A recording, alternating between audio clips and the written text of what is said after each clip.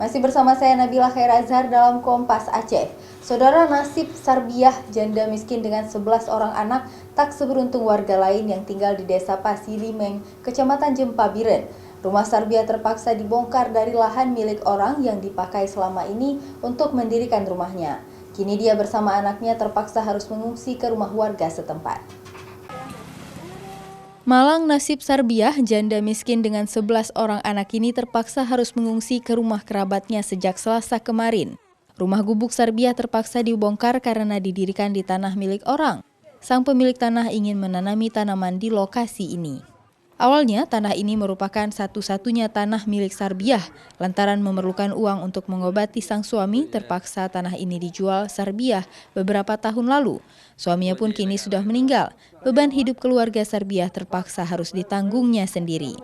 Sebelum rumahnya dibongkar pada Selasa kemarin, sebenarnya Sarbiah dan pemilik tanah telah membuat kesepakatan sejak 2 tahun lalu agar rumahnya segera dibongkar dari lahan itu.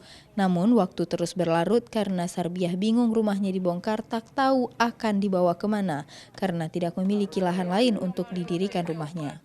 BPBA sudah menyediakan 2 unit tenda warga untuk bisa dihuni beserta filbed, juga ada lauk pauk, sembako, higien kit.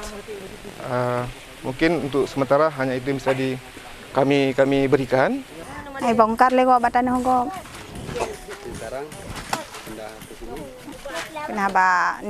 Pindah ke batan hobang ah.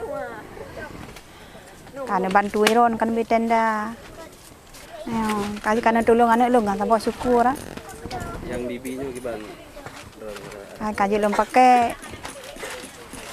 Setelah rumahnya dibongkar, komunitas Kami Peduli Biren atau KPB ingin membantu janda miskin 11 anak ini untuk membuatkan kembali rumahnya dengan menggunakan sebagian kayu, papan, dan seng bekas milik rumahnya yang dibongkar.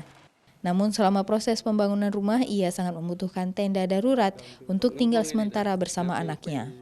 Badan Penanggulangan Bencana Aceh atau BPBA merespon cepat terhadap warga miskin yang rumahnya tergusur itu. BPBA menyerahkan 2 unit tenda beserta perlengkapan yang sangat dibutuhkan oleh Sarbiah. Raja Umar, Kompas TV, Biren.